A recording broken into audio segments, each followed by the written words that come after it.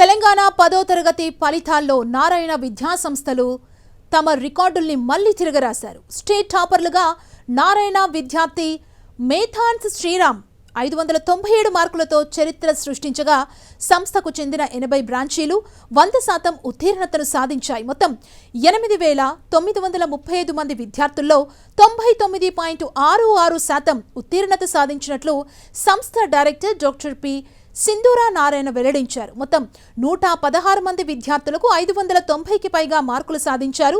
తెలంగాణలోనే అత్యధికంగా 530 సగటు మార్కులు సాధించిన ఏకైక సంస్థగా నారాయణ నిలిచింది. అన్ని ప్రధాన సబ్జెక్టులలో కలిపి మొత్తం 44,222 మంది విద్యార్థులు ఏ గ్రేడ్ సాధించారు. సివో, స్కార్ప్, ఒలింపియాడ్, ఈ టెక్నో వంటి వినూత్న ప్రోగ్రామ్స్, బలమైన అకాడమిక్ ప్లానింగ్ ఈ విజయానికి మూలమని డైరెక్టర్ పి శరణినారాయణ తెలిపారు.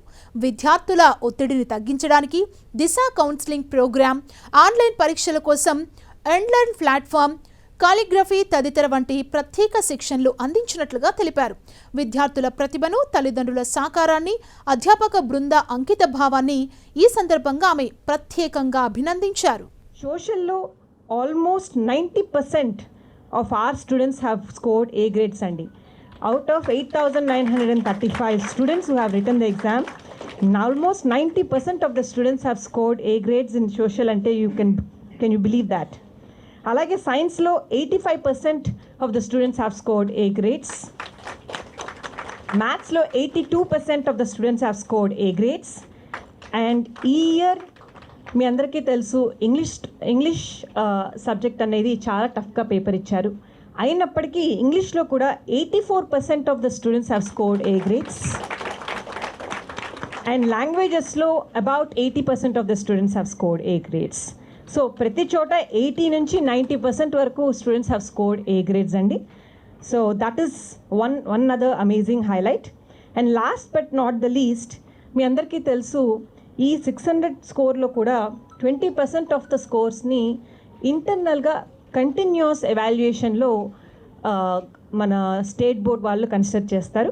అంటే ఆల్మోస్ట్ 120 మార్క్స్ మన ఇంటర్నల్గా స్కోరింగ్ ఇవ్వబడుతుంది. అది చిన్న స్లిప్ టెస్ట్ పెట్టి కండక్ట్ చేయడమే కాదు, దానిలో కూడా డిఫరెంట్ వెరైటీస్ ఆఫ్ టెస్టింగ్ అన్నది జరుగుతుంది. స్లిప్ టెస్ట్తో పాటు టెక్స్ట్ బుక్ రీడింగ్ ఉంటుంది. అలాగే students have to right innovative questions ఎప్పుడు రాయగలము? మనకి సబ్జెక్ట్ బాగా అర్థమయ్యి దాని ఆన్సర్ కూడా కరెక్ట్గా రాయగలిగితేనే అప్పుడు ఒక స్టూడెంట్ క్వశ్చన్ని సరిగ్గా ఫ్రేమ్ చేయగలడు. అందులోనూ ఇన్నోవేటివ్గా ఫ్రేమ్ చేయాలంటే ఇంకా చాలా బాగా అర్థం చేసుకొని ఉండాలి.